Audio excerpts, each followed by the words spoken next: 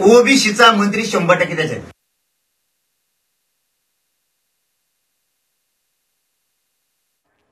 तर मनोज जरांगे पाटील यांनी मोठा आरोप केलेला आहे या प्रकरणामध्ये. आता ओबीसी मंत्र्यांच्या बाजूने ओबीसीचे नेते कसे काय बोलू लागले असा सवाल त्यांनी विचारलेला आहे आणि त्यामुळे या संदर्भात मुख्यमंत्र्यांनी चौकशी करावी अशी मागणी सुद्धा मनोज जरांगे यांनी केलेली आहे.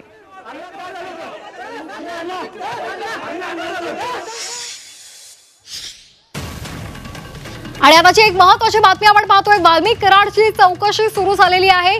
सीआयडी कडून ही चौकशी केली जाते. वाल्मिक कराड हा पुण्यामध्ये सीआयडी कार्यालयामध्ये आहे. तो थोड्याच वेळापूर्वी सीआयडीला शरण आलेला आहे आणि आता चौकशीला सुरुवात झालेली आहे. वाल्मिक कराडची चौकशी सध्या केली जाते. सीआयडी कार्यालयामध्ये ही चौकशी सुरू आहे. पुणे सीआयडी या संदर्भात चौकशी करत आहे. पुणे सीआयडीची अनेक पथकं विविध लोकांची चौकशी करत आहे आणि आता थोड्याच वेळापूर्वी वाल्मिक कराड हा पुणे सीआयडी कार्यालयामध्ये पोहोचला. तो स्वतः पोलिसांना शरण गेला आणि आता सीआयडी कडून वाल्मिक कराडची चौकशी केली जाते. सुरुवातीला 2 तास ही चौकशी केली जाणार आहे आणि चौकशीला सुरुवात झालेली आहे. या संदर्भात अधिक माहिती घेणार आहोत आमचे प्रतिनिधी निलेश खरमरे यांच्याकडून. निलेश, चौकशीला सुरुवात झालेली आहे, काय नेमकं समोर येते?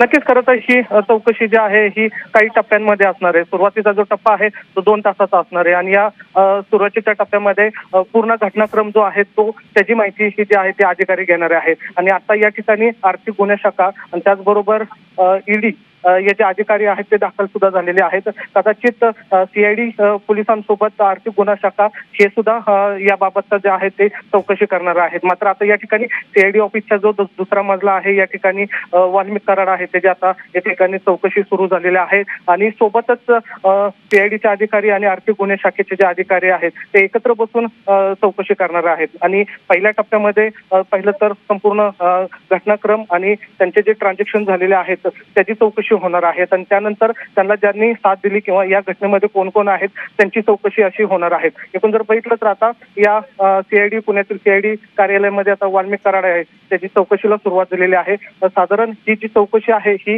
दुपारी 3 वाजेपर्यंत सुरू राहणार आहे आणि त्यानंतरचा जो दुसरा टप्पा आहे तो सुरू होईल. मात्र सुरुवातीला कागदपत्र आणि प्राथमिक माहिती घेऊन संपूर्ण घटनाक्रम आहे त्याची माहिती ही जी आहे ते सीआयडीचे अधिकारी जे आहेत ते घेणार आहेत. आणि या चौकशीमध्ये काही पथकं नेमलेले आहेत आणि त्याच्यामध्ये सीआयडीचे वरिष्ठ अधिकारी असतील आणि पुणे महाराष्ट्र पोलिसांचे जे काही अधिकारी आहेत ते एकत्र बसून त्यांची आता चौकशीला सुरुवात करणार आहे.